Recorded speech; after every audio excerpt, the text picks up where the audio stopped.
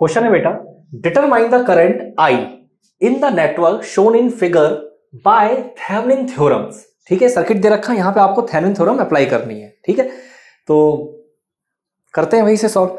तो मैं इस सर्किट को पहले इधर बना ले रहा हूं, उसे यहां पे रफ कर दूंगा पहले। ठीक है, थोड़ा सा बड़ा करके सर्किट बना ले रहा हूं। यह है बेटा आपका 10 वोल्ट का सोर्स। ओके, फिर यह है आपका 2 ओम का रेजिस्टेंस,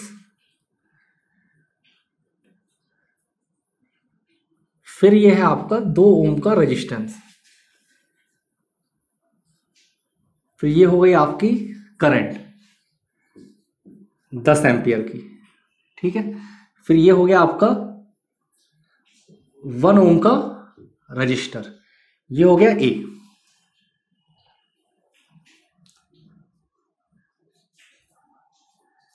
ये आपको बी टर्मिनल दे रखा है, ए टर्मिनल हो गया, और ये है आपका B terminal.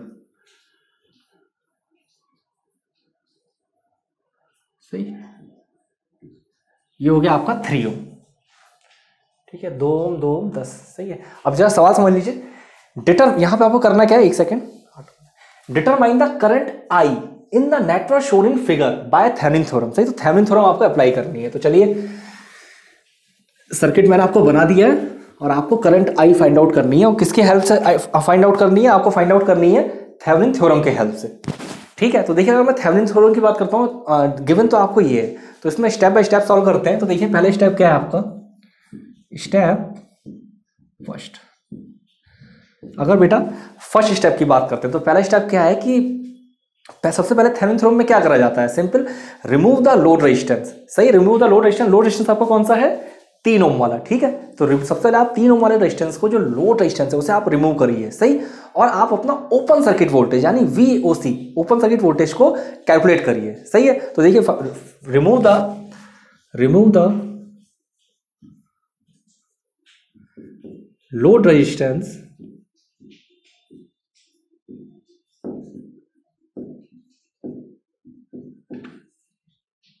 Three ohm bracket में लिख दे रहा हूं, and calculate the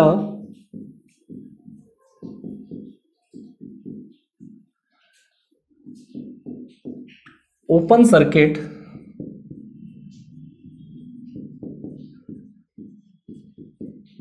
voltage VOC। सही है, और ये आप किसके अक्रॉस कैलकुलेट करोगे? ये करोगे आप ओपन टर्मिनल है आपके। सही है, across the open circuit terminal जो है आपके। सही है, अक्रॉस द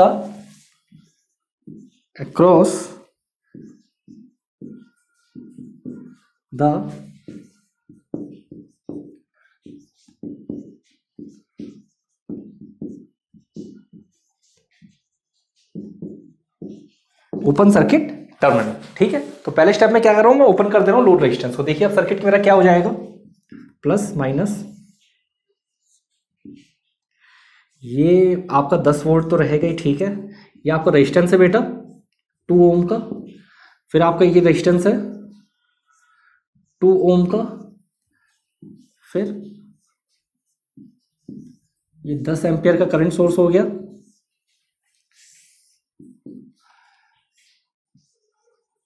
फिर आपका ये 1 ओम हो गया, फिर A हो गया, फिर B हो गया। ठीक है, और इसके अक्रॉस आपको क्या कैलकुलेट करना है, इसके अक्रॉस आपको ओपन सर्किट वोल्टेज, यानी यहां पे आपको VOC, इस VOC को आपको बेटा कैलकुलेट करना है। ठीक है, अब यहां पे देखिए, यहां सिंपल आप क्या करो, अपना KCL अप्लाई कर लो। ठीक है, तो यहां पे नोड, इस नोड को मैं A मान लेता हूं। सही है, तो देखिए, apply KCL eight node A। सही है, तो यहां नोड A पे बेटा जब आप KCL अप्लाई करोगे, तब क्या कहानी बनेगी, देखिए, VA माइनस का 10 डिवाइड बाय 2। ठीक है, तो देखिए, VA मैंने लिखा नहीं है थ्योरी में, बता दे रहा हूं कि नोड 1 में मैंने वोल्टेज अपना एज्यूम कर लिया है VA। ठीक है, तो VA माइनस का 10 डिवाइड बाय 2। ठीक है, उसके अलावा VA माइनस का 0 डिवाइड बाय 2, यानी डायरेक्ट लिख दे रहा हूं, प्लस VA अपॉन 2। ठीक है, यहां तो आपको क्लियर होगा। और इक्वल टू आपको ये आपका किसके इक्वल होगा, ये आपका इक्वल होगा ये 10 एम्पियर। इसे बेटा सॉल्व कर लेते हैं। तो देखिए सॉल्व के वैसे सॉल्व तो चलिए करते हैं। वी ए माइनस का 10 प्लस का वी ए बराबर 20, सही है। तो वी ए 2 वी ए बराबर 30, यानी यहां से वी ए की वैल्यू आपकी क्या आएगी 15 वोल्ट, सही है। यहां से आपकी वी ए की वैल्यू क्या आएगी, यहां से वी ए की वैल्यू आएगी आपकी 15 वोल्ट। अब मैं अगर आपसे बोलूं कि 1 ओम रजिस्टर की अगर बात करते हैं तो यहां इस 1 ओम रजिस्टर में तो कोई करंट फ्लो ही नहीं करेगी। क्यों नहीं फ्लो करेगी, क्योंकि बेटा ये आपका ओपन सर्किट है, सही है। तो current flow through 1 ohm resistor is 0। Current flow through 1 ओम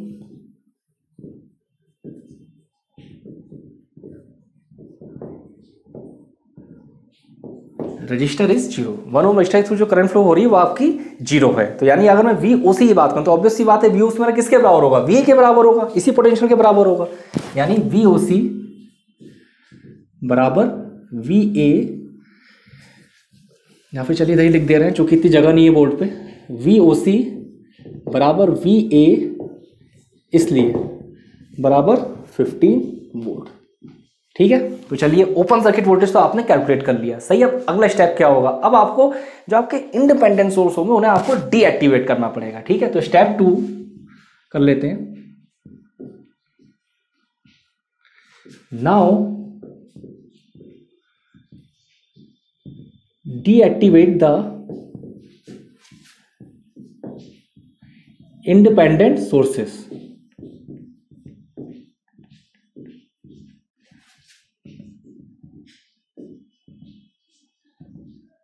सही है। तो यहां पे इंडिपेंडेंट सोर्स को आपको डीएक्टिवेट करना पड़ेगा। तो इंडिपेंडेंट सोर्स में कहानी क्या होती है, अगर आपके पास वोल्टेज सोर्स होता है तो रिमूव इसे किससे करते हैं, इसके इंटरनल इंपिडेंस से, सही। अगर वोल्टेज सोर्स की बात करता हूं, for voltage source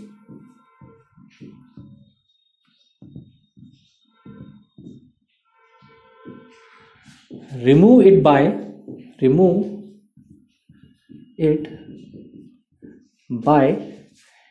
internal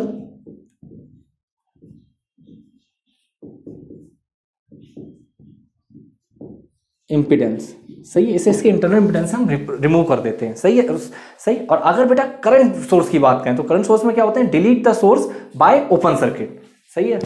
for current source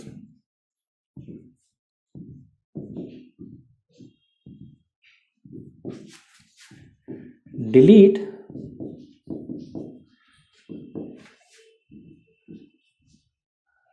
the source by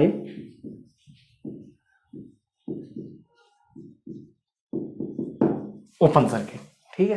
तो ये है आपका। अब यहां पे देखिए, सही, यहां पे आपको क्या करना है कि यहां पे थेवेनिन रेजिस्टेंस जब आपको आरटीएच फाइंड आउट, सॉरी हाँ, आपको आरटीएच फाइंड करना होगा तो इंटरनल रेजिस्टेंस आपका वो क्या हो जाएगा, थेवेनिन रेजिस्टेंस, सही है। तो यहाँ पे मैं आपको फिर से सर्किट बना रहा हूँ, यहाँ पे हम आरटीएच फाइंड आउट करते हैं और ये कंडीशन अपनी। अब देखिए यहाँ पे क्या है, यहाँ पे बेटा आपका है करंट सोर्स, सही है। तो जब करंट सोर्स है तो करंट सोर्स को क्या करेंगे, करंट सोर्स को मैंने क्या बोला, ओपन सर्किट कर देंगे, ठीक है। तो देखिए -10 वोल्ट, ये हो गया बेटा आपका 2 ओम का रजिस्टर, फिर आपका एक 2 ओम का रजिस्टर और हो गया, उसके बाद ये आपका ओपन सर्किट हो जाएगा।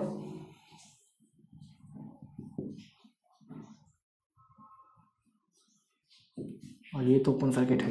देखिए अगर मैं इस रेजिस्टेंस की बात करूं तो इस रेजिस्टर की आपकी वैल्यू क्या है, इस रेजिस्टर की वैल्यू है आपकी 2 ओम, सही है। इस रेजिस्टेंस की बात करूं तो ये भी है बेटा आपका 2 ओम, सही। ये दो टर्मिनल, ये करंट सोर्स था, तो करंट सोर्स मैंने उसे क्या करा, मैंने उसे ओपन कर दिया, यानी ओपन सर्किट बोल दे रहा हूं मैं, ओपन सर्किट। ये जो रेजिस्टेंस आपका कितना था, ये था 1 ओम, सही। अब मैं यहां से अपना आरटीएच फाइंड आउट करता हूं कि मेरा आरटीएच क्या आएगा, सही है। अब अगर यहां से बेटा आप आरटीएच देखोगे तो ये दो और ये दो ये आपके कैसे हैं, ये आपके पैरेलल में है, सही है। और जो 1 ओम आएगा वो किसके साथ आएगा, इसके सीरीज में आएगा। तो देखिए आरटीएच आपका क्या होगा, मैं यहीं पे कैलकुलेट कर ले रहा हूं, आरटीएच 2 पैरेलल 2 और सीरीज में बेटा 1 है, यानी 2 × 2 2 + 2 + 1, 4 प्लस 1, यानी ये आपका क्या हो गया, ये आपका हो गया 2 ओम। सही है, स्टेप 2 में आपका कितना आ गया, ये आपका RTH 2 ओम निकल के आ गया। ठीक है, अब मैं अपना थेवेनिन इक्विवेलेंट सर्किट बना ले रहा हूं, मुझे RTH ही पता है। चलिए देखिए स्टेप 3, नाउ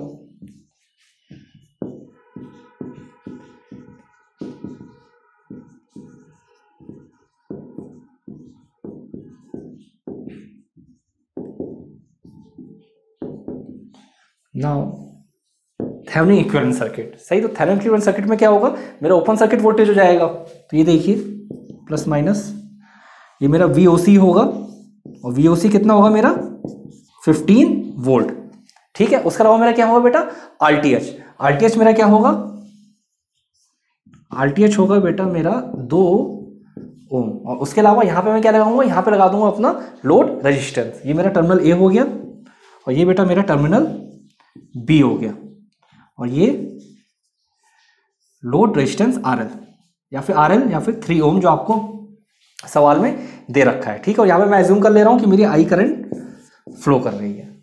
ठीक है, अब यहाँ पे क्या करना है मुझे, मैंने यहाँ पे RL तो अपना रिकनेक्ट कर ही दिया है। सही है, मुझे करंट निकालना है। करंट मेरा क्या होगा, करंट मेरी सिंपल होगी I बराबर VTH, या फिर VTH बोल लूँ या फिर VOC बोल लूँ। ठीक है, VOC upon RTH plus RL। तो ये वैल्यू पुट कर लीजिए। अगर VOC की बात करता हूँ, VOC क्या है मेरा 15 वोल्ट। सही है, VOC है मेरा 15 वोल्ट, तो ये 15 हो गया। RTH की बात करूँ 2, RL की बात करूँ 3, यानी 3 एम्पियर।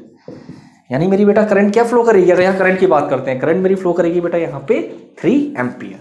ठीक है, अब ये क्वेश्चन भी बेटा आपको ऑब्जेक्टिव पॉइंट ऑफ व्यू से बहुत ज्यादा इंपॉर्टेंट है। आपके माइंड में बात चल सकती है कि भाई कहाँ ऑब्जेक्टिव चीज में सब्जेक्टिव क्वेश्चन, तो मेरी मोटिव को समझो। हर बार मैं कई बार लेक्चर में 2-3 बार ये बात बोलता हूँ कि आप किसी पर्टिकुलर क्वेश्चन से कितना ज्यादा सीख सकते हो, ये सबसे ज्यादा इंपॉर्टेंट है।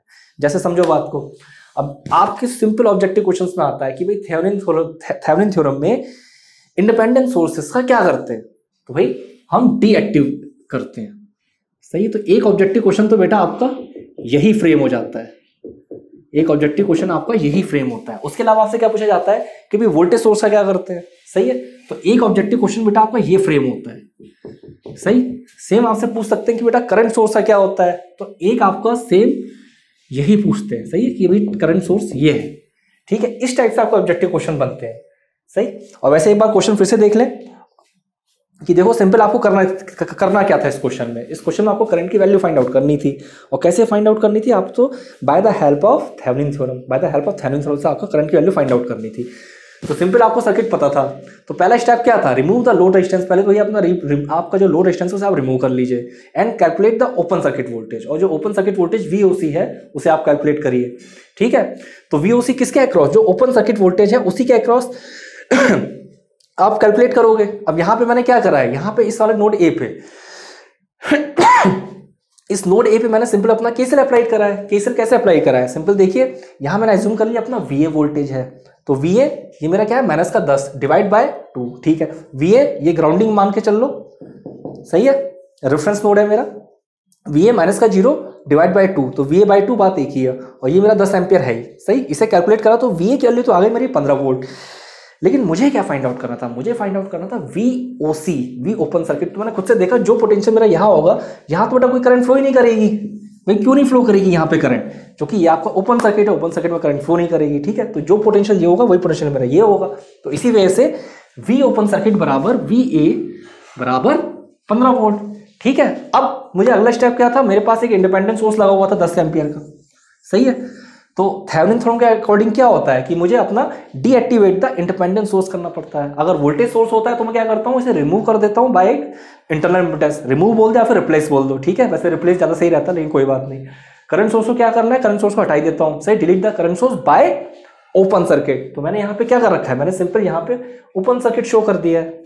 ठीक है, तो जब ओपन सर्किट शो कर दिया है, यहां से मुझे निकालना है, तो ये 2 ओम और ये 2 ओम ये मेरे क्या होंगे, ये मेरे पैरेलल में होंगे, और इनका जो बेटा कॉम्बिनेशन आएगा, इनका जो कॉम्बिनेशन आएगा वो मेरा इसके साथ किस में होगा, सीरीज में होगा। तो मेरा इक्विवेलेंट या फिर RTH। सही, RTH मेरा क्या होगा, RTH मेरा 2 ओम कैलकुलेट हो जाएगा। सही है। अब थेवेनिन इक्विवेलेंट सर्किट की बात कर लो तो ओपन सर्किट वोल्टेज बेटा आपको पता है, सेम आपको आरटीएच पता है। ठीक है, तो ये क्वेश्चन एसएससी जेईई में आया होगा। और उसके अलावा ये आपका ऑब्जेक्टिव टाइप क्वेश्चन एग्जाम के लिए बहुत ज्यादा इंपॉर्टेंट है, क्योंकि जो मैंने कंडीशंस लिखी हैं, सही है, ये कंडीशन ऑब्जेक्टिव टाइप क्वेश्चंस में पूछी जाती हैं।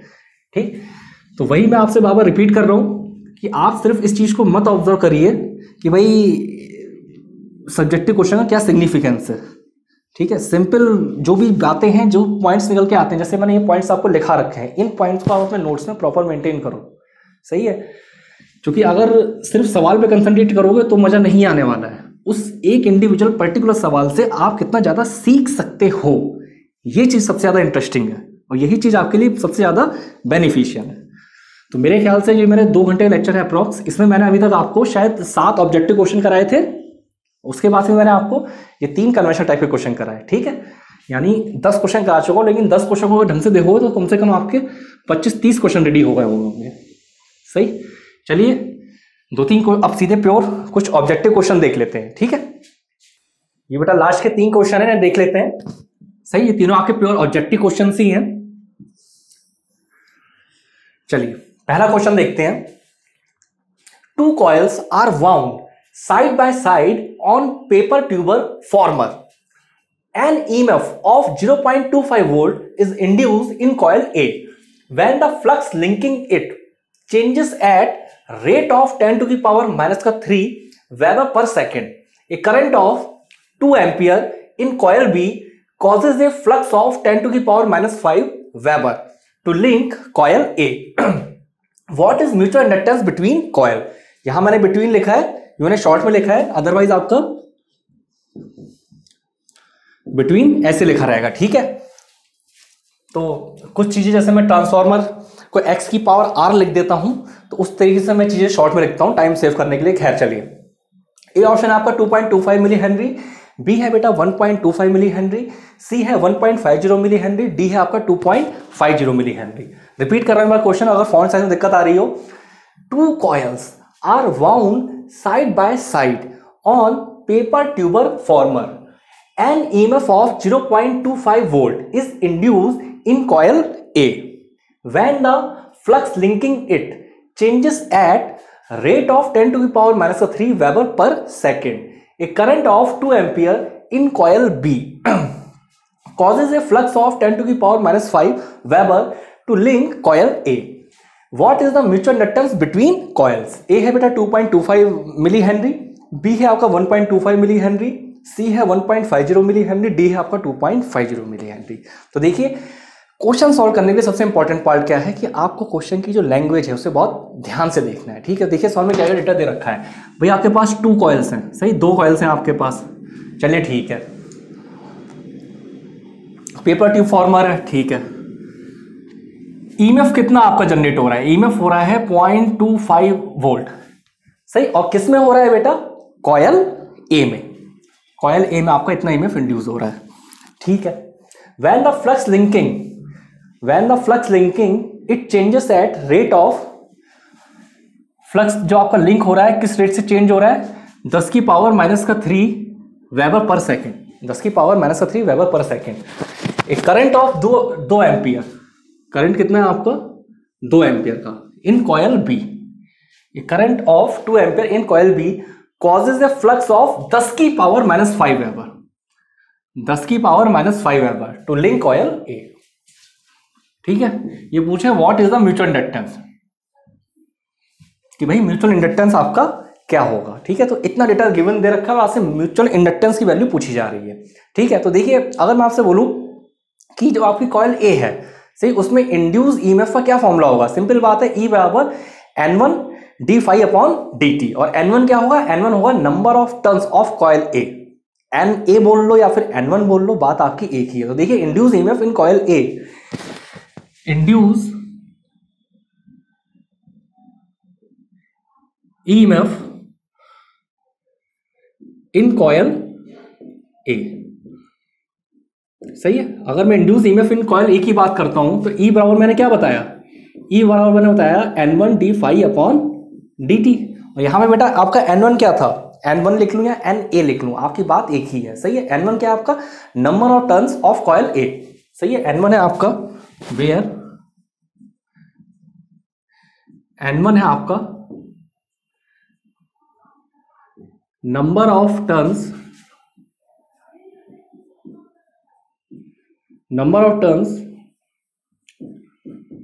ऑफ कॉयल A, कि आपकी कॉयल A में कितने नंबर ऑफ टर्न्स हैं, ठीक है। तो यहां पे देखिए, अगर मैं ईएमएफ की बात करता हूं तो ईएमएफ आपका क्या गिवन है, ईएमएफ है आपका बेटा या फिर ई, वो है आपका 0.25 वोल्ट।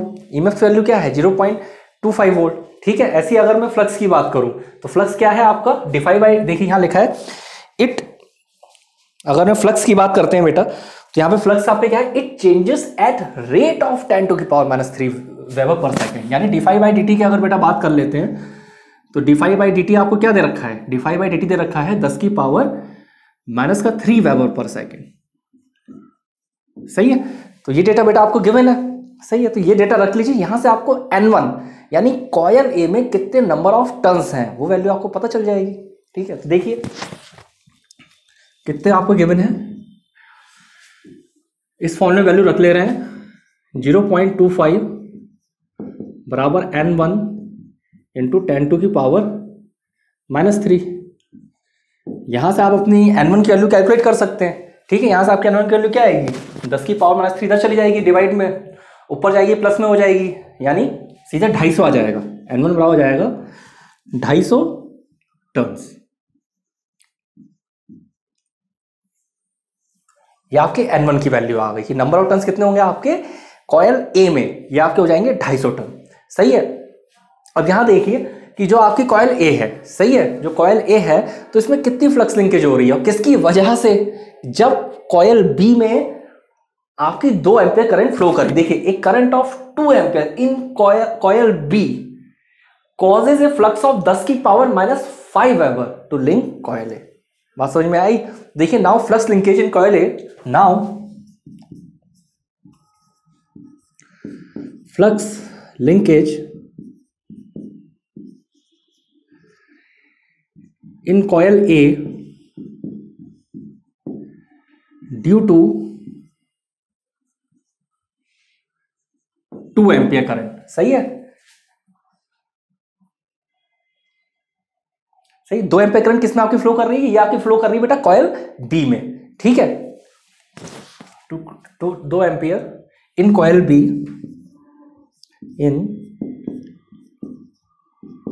वो कितनी है बेटा आपकी 10⁻⁻5 वेबर, ये आपका 10⁻⁻5 वेबर, ठीक है। तो अब सी बात है, सॉरी एक second, due to 2 ampere in coil B बराबर आपका क्या है 10⁻⁻5 वेबर, लेकिन वो आपका क्या था, वो तो फ्लक्स था आपका, यहाँ फ्लक्स लिंकेज की बात हो रही है, ठीक है। तो ये आपका क्या होगा, N1 से मल्टीप्लाई करनी पड़ेगी, तो क्या होगा, ये आपका हो जाएगा 250। भाई कॉयल A में कितने नंबर टर्न्स निकाले, 250 निकाले थे ना, तो 250 इंटू 10⁻⁻5 क्या होगा, 250 इंटू 10⁻⁻5। अब आपको निकालना है म्यूचुअल इंडक्टेंस, तो म्यूचुअल इंडक्टेंस की बात करें M की, तो आपका क्या होगा, flux linkage in coil A divide by current in coil B। तो देखिए म्यूचुअल इंडक्टेंस क्या होगा, flux linkage in coil A, सही है, flux linkage in coil A divide by current in coil B, current in coil B,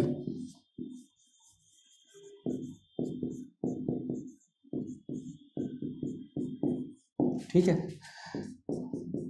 देखिए flux linkage in coil A की अगर मैं बात करता हूं, सही, तो वो आपका कितना है 250 इंटू 10⁻⁻5। और बेटा अगर करंट इन कॉयल B की बात करूं कि कॉयल B में कितनी करंट आपकी फ्लो कर रही है, तो कॉयल B में कितनी करंट फ्लो कर रही है 2 एम्पियर, सही है। तो ये सॉल्व होकर आपके क्या आ जाएगा, 2 से करोगे तो ये आपका आ जाएगा 125, सही। और मैं अगर मिली हेनरी में लिखूंगा 125 इंटू 10⁻⁻5, और अगर से मिली हेनरी कन्वर्ट करेंगे क्या आएगा 1.25 मिली हेनरी, ठीक है। तो ये आपका करेक्ट आंसर होगा। एक बार रिपीट कर दे रहा हूं, देखो सवाल आपको बहुत ही सिंपल था, इस सवाल में आपको दो कॉइल्स दे रखी थी, ठीक है, एक कॉइल ए थी, एक कॉइल आपकी बी थी, पेपर ट्यूब फॉर्मर बन रहा है, ईएमएफ 0.25 वोल्ट का आपका बन रहा था कॉइल ए में, सही है।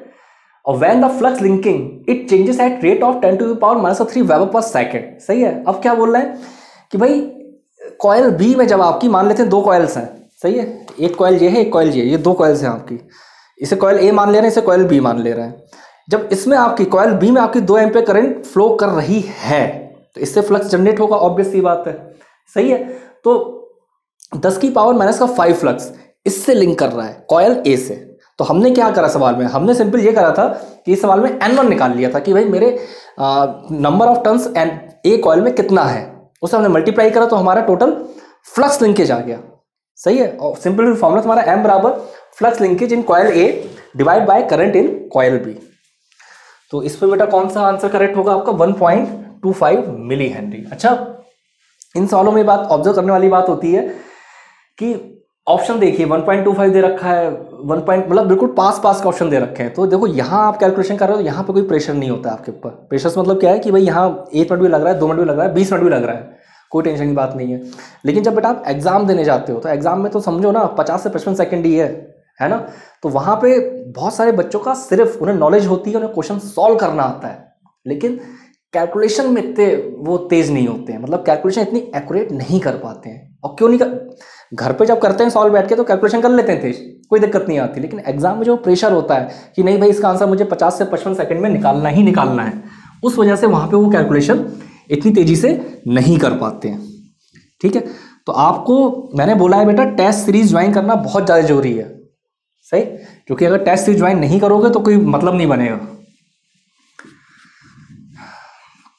टेस्ट सीरीज से बिल्कुल आपको रियल कंडीशन पता चलती है, ठीक है। चलिए नेक्स्ट क्वेश्चन ये भी रफ कर दे रहे हैं, इसके बाद नेक्स्ट क्वेश्चन देख लेते हैं। अभी 2 क्वेश्चन और बचे हैं।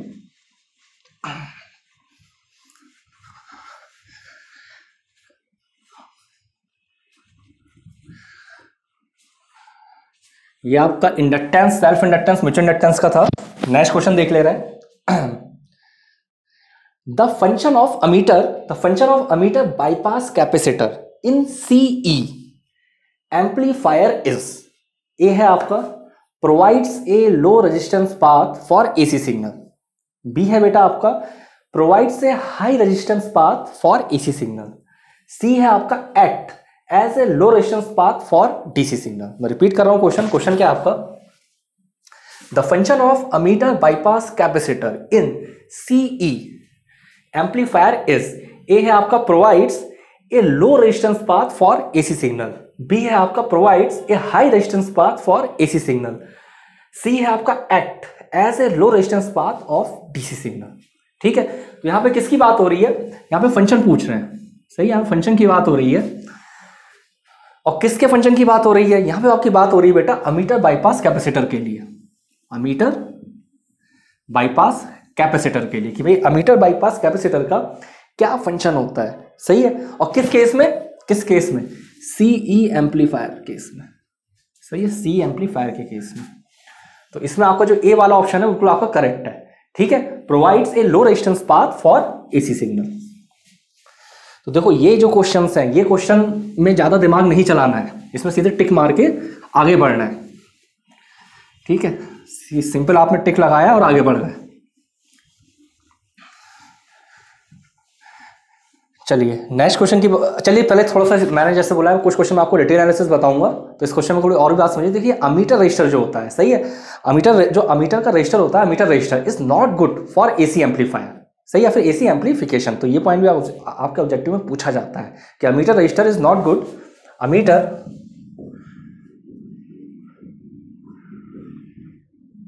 रजिस्टर इज नॉट गुड, किसके लिए, जो आपका एसी का एम्पलीफिकेशन होता है, सही है, एसी एम्पलीफिकेशन फॉर एसी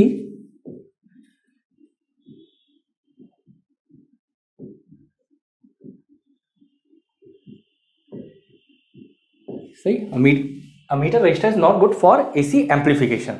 ठीक है, तो हम करते क्या है, इसी वजह से हम बाईपास कैपेसिटर यूज करते हैं, सही, और पैरेलल में लगाते हैं अमीटर रजिस्टर के साथ, सही, hence bypass capacitor use, hence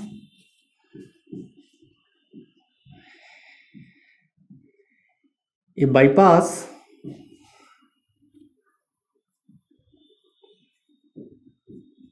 capacitor is used in, किसके पैरेलल में लगाएंगे, अगर मैं पैरेलल की बात करूं तो इसे हम किससे पैरेलल लगाते हैं, इसे हम अमीटर रजिस्टर के पैरेलल लगाते हैं, use in parallel to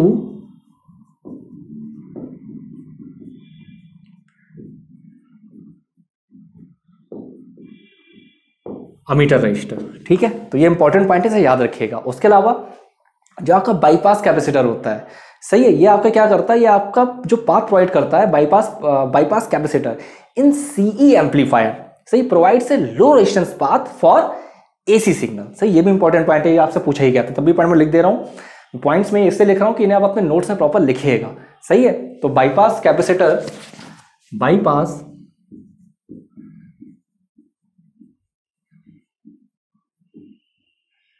capacitor in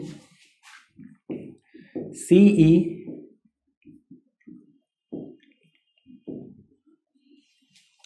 bypass capacitor in C, यहां पे सीई एम्पलीफायर की बात हो रही है, सही, provides a low resistance path, provides a low resistance path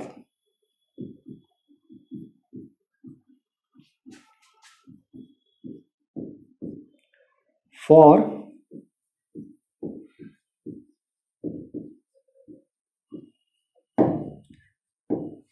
AC signal. ठीक है, तो ये पॉइंट याद रखिएगा, ये भी आपका ऑब्जेक्टिव में पॉइंट्स इंपॉर्टेंट होते हैं।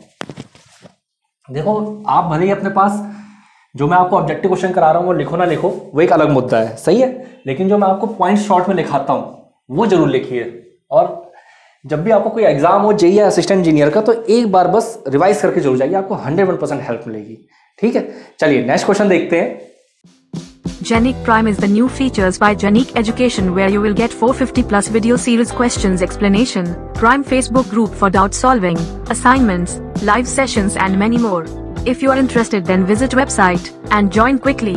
For any query call on 9837933283. Next question है बेटा, ट्रांसफॉर्मर ऑयल शुड हैव, ये ऑप्शन है हाई फ्लैश, यहां पे मैंने लिखा है फ्लैश पॉइंट, सही है, कि आपका फ्लैश पॉइंट है एसएच, एक सेकेंड, यह है बेटा आपका हाई फ्लैश पॉइंट। देखिए, transformer oil should have, A है आपका हाई फ्लैश पॉइंट, बी है आपका हाई विस्कोसिटी, सी है आपका हाई स्लजिंग टेंडेंसीज, और डी है आपका नन ऑफ अबव। रिपीट कर रहा हूं question, transformer oil should have, A है बेटा आपका हाई फ्लैश पॉइंट, बी है आपका हाई विस्कोसिटी, सी है आपका हाई स्लजिंग टेंडेंसीज, और डी है आपका नन ऑफ अबव। तो इसमें कौन सा करेक्ट ऑप्शन है आपका high flash point. Transformer oil पे बहुत सारे ऑब्जेक्टिव क्वेश्चन पूछे जाते हैं। ट्रांसफॉर्मर अपने आप में एक इंपॉर्टेंट टॉपिक है, लेकिन ट्रांसफॉर्मर की जो प्रॉपर्टीज होती हैं वो भी ही उतने असिस्टेंट इंजीनियर एग्जाम के लिए उतना इंपॉर्टेंट नहीं है, लेकिन जूनियर इंजीनियर एग्जाम के लिए बहुत इंपॉर्टेंट है, सही है। तो मैं आपको कुछ प्रॉपर्टीज बता रहा हूं, प्रॉपर्टीज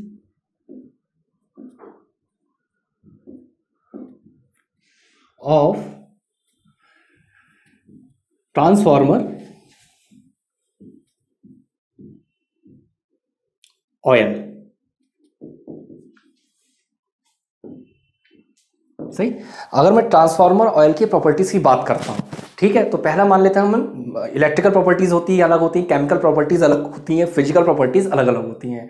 तो इलेक्ट्रिकल प्रॉपर्टीज कौन कौन सी होती हैं वो देख लेते हैं। इलेक्ट्रिकल प्रॉपर्टीज,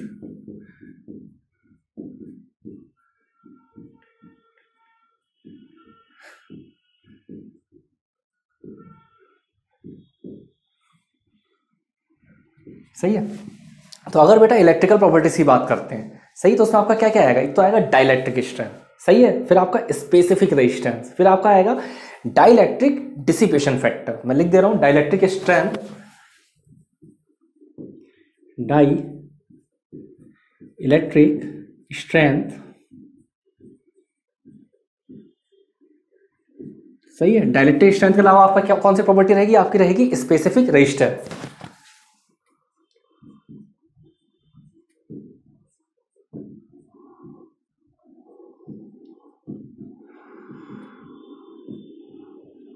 सही, एक आपका हो गया स्पेसिफिक रेजिस्टेंस, और उसके अलावा dielectric dissipation factor.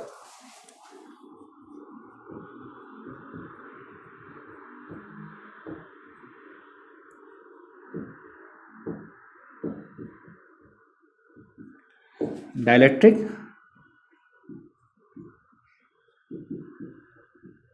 Dissipation factor, ये आपका इलेक्ट्रिक प्रॉपर्टीज में आएगा। ऐसे सेम केमिकल प्रॉपर्टीज की बेटा बात कर ले रहे हैं, तो देखिए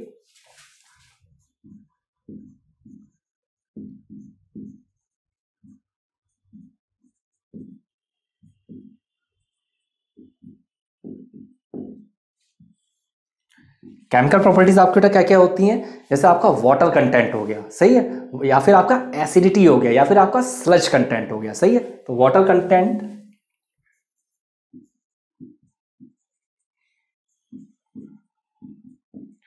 एसिडिटी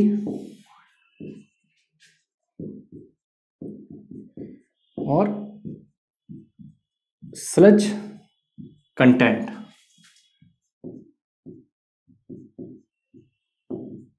स्लज कंटेंट, ठीक है। और उसके अलावा तीसरा आपका है फिजिकल प्रॉपर्टीज। फिजिकल प्रॉपर्टीज देख लेते हैं क्या क्या होती हैं आपकी बेटा।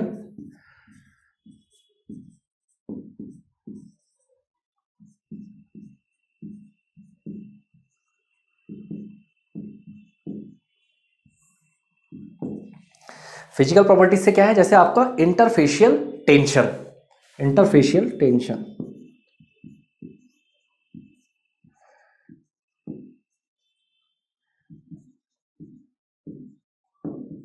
ठीक है, इंटरफेशियल टेंशन हो गया। उसके अलावा आपका क्या है, लो विस्कोसिटी, सही है, लो विस्कोसिटी।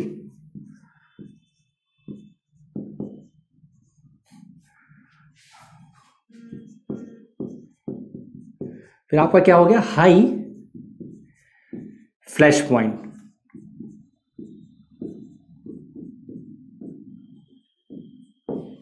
ठीक है। तो ये आपके प्रॉपर्टीज हो गई इलेक्ट्रिकल प्रॉपर्टीज।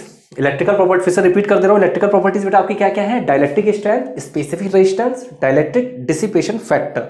ऐसी केमिकल प्रॉपर्टीज की बात कर लेते हैं, वो आपकी क्या है, water content, acidity, sludge content. ऐसी फिजिकल प्रॉपर्टीज की बात करते हैं, वो क्या है आपकी, interfacial tension, low viscosity, high flash point. अब देखो, अब सारा अगर डिटेल में बताऊंगा तो टाइम लग जाएगा, लेकिन जैसे कॉमन सेंस की बात करो, अगर बेटा मैं डाइलेक्ट्रिक स्ट्रेंथ की बात कर लेता हूँ, ठीक है, अगर डाइलेक्ट्रिक स्ट्रेंथ की बात होती है तो समझिए डाइलेक्ट्रिक स्ट्रेंथ की बात कि भाई डाइलेक्ट्रिक स्ट्रेंथ से क्या मतलब होता है। डाइलेक्ट्रिक स्ट्रेंथ से मतलब होता है कि माना मेरे पास कोई कंडक्टर है, सही है, या फिर यहाँ पे ट्रांसफार्मर ऑयल की बात हो रही है, तो उसमें इलेक्ट्रिसिटी का कंडक्शन कम से कम हो।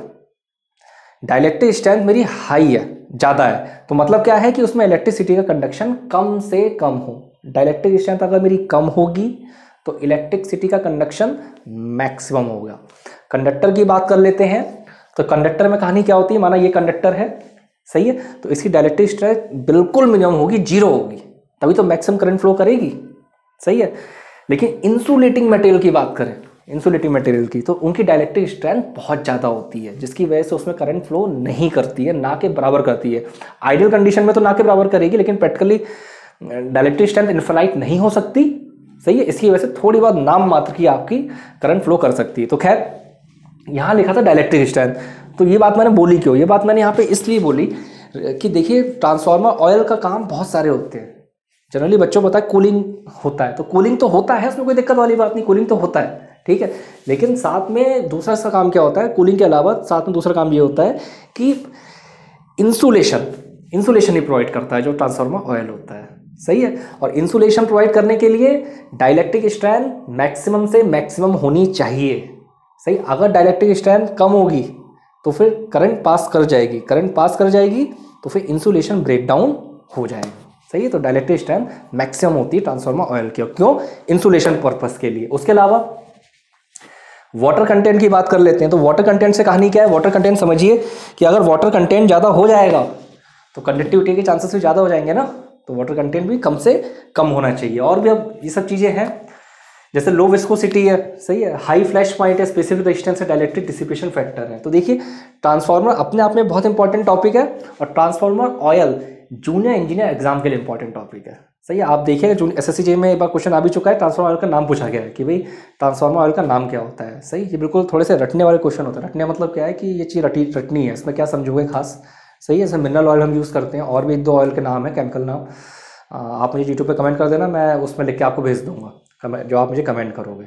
चलिए खैर, आज के लेक्चर में इतना काफ़ी था। सही है, मैं तो यहाँ 2 घंटे के लेक्चर ही बना रहा हूँ, ठीक है। तो अब लेक्चर आज का ख़त्म कर लेते हैं। आज के लेक्चर में क्या है कि देखिए मैंने स्टार्टिंग जो लेक्चर की करी थी वो कैसे गई थी। लेक्चर की स्टार्टिंग में मैंने सिंपल आपको क्या बताया था, ये सब जो चीज़ें थी आपकी ऑब्जेक्टिव से स्टार्ट करा था। उसके बाद बेटा मैं थोड़े से कन्वेंशनल वाले टाइप वाले क्वेश्चन पे आ गया था, जिससे मैंने आपको ये समझाने की कोशिश करी कैसे ऑब्जेक्टिव क्वेश्चन फ्रेम होते हैं। और एंड ऑफ द लेक्चर फिर से हमने अपने 3 ऑब्जेक्टिव क्वेश्चन करे। तो देखिए एंड ऑफ द लेक्चर में बस 2-3 मिनट और एक्स्ट्रा लेता हूँ, जो मेरे नए यूजर्स हैं, नए सब्सक्राइबर हैं, ठीक है। देखिए SSC JEE का एग्जाम तो हो चुका होगा जहाँ तक है, तो समझिए बात को। जैसे यहाँ पे मैं आपको पढ़ा रहा हूँ, वैसे हमारा जेनिक एजुकेशन में हमारा एक फुल कोर्स है, फुल पेड कोर्स है, ठीक है। तो इलेक्ट्रिकल इंजीनियरिंग का भी है, सही है, उसके अलावा सिविल का भी है, मैकेनिकल का बन रहा है, सही है। मैं इलेक्ट्रिकल का हूँ, इलेक्ट्रिकल की बात बताता हूँ। इलेक्ट्रिकल में कहानी क्या है बेटा, लगभग 600 घंटे का फुल पेड कोर्स है, सही, 600 घंटे का फुल पेड कोर्स है। और उसमें सारे सब्जेक्ट पढ़ा रखे हैं। इलेक्ट्रिकल मशीन की बात करते हैं तो इलेक्ट्रिकल मशीन किसने पढ़ाया, मैंने पढ़ाया है, ठीक है। तो लगभग वो मैंने 100 घंटे से ज़्यादा पढ़ा रखा है, ठीक। अभी 100 घंटे से ज़्यादा पढ़ाने का मतलब क्या है कि मशीन को 4-5 पार्ट में डिवाइड कर लिया। जैसे बेसिक कॉन्सेप्ट्स हो गए, उसके बाद ट्रांसफार्मर हो गया, उसके बाद DC मशीन हो गया, उसके बाद इंडक्शन हो गया, उसके बाद सिंक्रोनस हो गया, सिंक्रोनस में स्पेशल मशीन हो गया, ठीक है। इस तरह से डिवाइड। अब जैसे ट्रांसफार्मर पढ़ाया तो ट्रांसफार्मर कहानी क्या है, पहले पूरी थ्योरी ढंग से पढ़ा रखी है, फिर डेरिवेशंस, सही है। और मेरे ख्याल से 20 से 22 कन्वेंशनल क्वेश्चन कराए होंगे। अब ये जो कन्वेंशनल क्वेश्चन कराए हैं ये आपके जनरली या तो SSC JEE में आए हुए हैं, किसी और कॉम्पिटिटिव एग्जाम में आए हुए हैं, या फिर रिलेवेंट क्वेश्चन जो बन सकते हैं। जब ये 20 से 22 क्वेश्चन बेटा आपके हो गए, उसके बाद 250 से 300, मतलब मैं अप्रॉक्सीमेट बोल रहा हूँ, वो हमने ट्रांसफार्मर से रिलेटेड जितने भी क्वेश्चन फ्रेम हो सकते हैं सारे क्वेश्चन करा दिए। तो ये आपका ट्रांसफार्मर, उसके सेम इसी फिनोमेना पे हमने पूरा सब्जेक्ट पढ़ाया है। सेम उसके बाद अगर पावर सिस्टम की बात कर लें तो पावर सिस्टम में बेटा कहानी क्या है, पावर सिस्टम में जैसे ये भी 100 घंटे ज़्यादा पढ़ा रखा है। पावर सिस्टम जैसे आपका एलिमेंट ऑफ पावर सिस्टम हो गया। एलिमेंट ऑफ पावर सिस्टम की बात करते हैं तो आप समझिए सिंगल लाइन डायग्राम हो गया आपका, उसके अलावा आपका ओवरहेड इंसुलेटर हो गए, ठीक है, उसके अलावा आपका कोरोना हो गया, उसके अलावा आपका अंडरग्राउंड केबल हो गया, उसके अलावा सैग एंड टेंशन हो गया। बहुत सारे टॉपिक कवर कर रखे हैं, ठीक है। उसके आगे बढ़ते हैं तो power system analysis, per unit system पढ़ा रखा है, फॉल्ट एनालिसिस पूरी ढंग से पढ़ा रखी है, स्टेबिलिटी थोड़ी सी पढ़ाई है, पूरा वो ढंग से पढ़ा रखा है, सही है। उसके अलावा switch gear protection, one of the important topic for the junior engineer, सही, कि भाई कितनी टाइप की प्रोटेक्शन होती है, बैकअप प्रोटेक्शन होती है आपकी, ठीक है। प्राइमरी प्रोटेक्शन हो गई, सेकेंडरी हो गई, बैकअप प्रोटेक्शन, ये सारी डिटेल में पढ़ा रखी है। उसके बाद अगर बात करते हैं कि टाइप्स ऑफ रिले, कि भाई कितने टाइप्स की आपकी रिले हैं, सही है, रिले के टाइप्स हो गए। रिले के टाइप्स के बाद किस रिले के क्या एडवांटेज हैं, किसका कहाँ पे यूज़ होता है, पूरी कहानी है सही से। उसके बाद सर्किट ब्रेकर, कि भाई कितने टाइप के सर्किट ब्रेकर होते हैं आपके, ठीक है, कि भाई किसका कहाँ यूज़ होता है, कि भाई SS सर्किट ब्रेकर कहाँ पे यूज़ हो रहा है, किस रेटिंग पे यूज़ हो रहा है, वैक्यूम सर्किट ब्रेकर कहाँ पे यूज़ हो रहा है, क्या एडवांटेजेस हैं, क्या डिसएडवांटेजेस हैं, कंस्ट्रक्शन क्या है, वो पूरी सब डिटेल में पढ़ा रखा है। उसके अलावा आपका सब्जेक्ट एक आता है पावर सिस्टम में पावर प्लांट करके, ठीक है। अगर मैं पावर प्लांट की बात करता हूँ तो फिर पावर प्लांट में आपका क्या है कि जैसे various type of power plant हो गए, जैसे न्यूक्लियर पावर प्लांट हो गया, थर्मल पावर प्लांट हो गया, हाइड्रो पावर प्लांट हो गया, सोलर पावर प्लांट हो गया, विंड पावर प्लांट हो गया, diesel power plant, gas power plant, वो सब डिटेल में पढ़ा रखा है, सही है। उसके अलावा various variable load on power station, जैसे आपके एग्जाम में बहुत ज़्यादा आता है, डिमांड फैक्टर क्या है, या फिर मैक्सिमम डिमांड क्या है, डायवर्सिटी फैक्टर क्या है, प्लांट कैपेसिटी फैक्टर क्या है, सारी चीज़ें। फिर टैरिफ वाला टॉपिक हो गया, मतलब सारे टॉपिक इंक्लूड कर रखे हैं। ये भी लगभग 100 घंटे से ज़्यादा का है, ठीक है। उसके बाद सब्जेक्ट आपके क्या है, estimation, costing and utilisation of electrical energy, तो ये बहुत इंपॉर्टेंट सब्जेक्ट है और ये आपको यूट्यूब पे भी कहीं नहीं मिलने वाले, ये भी मैंने पढ़ा है। ये दोनों मिला के लगभग 50 घंटे पढ़ाए होंगे, ठीक है। उसके अलावा आपका एक सब्जेक्ट बच्चा बेसिक इलेक्ट्रिकल, वो दूसरे सर ने पढ़ाया है बेसिक इलेक्ट्रिकल, वो मेरे ख्याल से 60 घंटे का है। और बेसिक इलेक्ट्रिकल हमने यूट्यूब पे अपना बहुत अपलोड कर रखा है, आप जाओ जेनिक JEE स्टडी मिलेगा आपको। उसके अलावा अगर मैं बात कर लेता हूँ बेसिक इलेक्ट्रॉनिक्स, वो भी मेरे ख्याल से 50 घंटे पढ़ा रखा होगा। फिर आपका सब्जेक्ट बचा बेटा मेजरमेंट, अगर बेटा मेजरमेंट की बात करते हैं तो मेजरमेंट भी 30 से 40 घंटे पढ़ा रखा है। अगर मैं ओवरऑल पैकेज की बात करूँ लगभग 600 घंटे का वीडियो कंटेंट होगा, अप्रॉक्सीमेट बोल रहा हूँ, कुछ प्लस माइनस हो सकता है, ठीक है, जितना मुझे ध्यान आ रहा है। उसके अलावा 500 से ज़्यादा कन्वेंशनल क्वेश्चन कराए हैं पूरे कोर्स की अगर बात करी जाए, ठीक है, और फिर से रिपीट कर रहा हूँ, कन्वेंशनल क्वेश्चन को सिर्फ कन्वेंशनल क्वेश्चन के नज़रिए से मत सोचना, उससे ऑब्जेक्टिव क्वेश्चन ही फ्रेम होते हैं। उसके अलावा बेटा अगर बात कर लेते हैं तो फिर 3 से 4 हज़ार ऑब्जेक्टिव क्वेश्चंस कराएं। तो इतना कुछ है आपके इस पैकेज में, plus practice sets of question दे रखे हैं, 2 से 3 हज़ार क्वेश्चन हमने प्रैक्टिस सेट्स ऑफ क्वेश्चन दे रखे हैं। सॉल्यूशन भी है उसका, ऐसी बात नहीं है, लेकिन हाँ वीडियो सॉल्यूशन नहीं है, सही है। उसके अलावा टेस्ट सीरीज में हम इसमें इंक्लूड कर रहे हैं, तो वो पैकेज लेना चाहो आप तो वो भी आप बाय कर सकते हो। हमारे आप जेनिक एजुकेशन है, जेनिक एजुकेशन की वेबसाइट पे जाओ, मेरे ख्याल से इसमें 50% डिस्काउंट चल रहा होगा, तो वहाँ से आप डायरेक्टली बाय कर सकते हैं, ठीक है। वैसे हमारे जेनिक एजुकेशन के 4 ऑफिसेस भी हैं ऑफलाइन, एक हमारा है कोरबा छत्तीसगढ़ में, एक है हमारा भिलाई छत्तीसगढ़ में, तीसरा है हमारा पटना बिहार में, चौथा ऑफिस है इलाहाबाद या फिर प्रयागराज उत्तर प्रदेश में। वहाँ भी जाके आप ऑफलाइन बाय कर सकते हो, वहाँ में ही पॉसिबल शायद कुछ ज़्यादा डिस्काउंट मिल जाए, सही। अदरवाइज तब भी आपको कोई इशू आता है तो आप यूट्यूब पे मुझे कमेंट करके बता सकते हैं, मैं आपकी हेल्प कर दूंगा, ठीक है। क्योंकि वीडियो कोर्स भी आपका बहुत इंपॉर्टेंट कोर्स ही है, आप चाहो तो वो ले सकते हो। अदरवाइज यूट्यूब पे तो हमसे कनेक्ट रहो, कहीं भी आपको कोई दिक्कत आती है सिलेबस से रिगार्डिंग, कहीं भी कोई दिक्कत तो मुझे आप कमेंट करो, मैं आपको 100% रिप्लाई करूँगा। मेरे पॉसिबल तुरंत रिप्लाई ना करूँ, 1 दिन 2 दिन 4 दिन बात करूँ, 6 दिन बात करूँ, लेकिन रिप्लाई आपको 100% मिलेगा, ठीक है। चलिए, thank you, best of luck.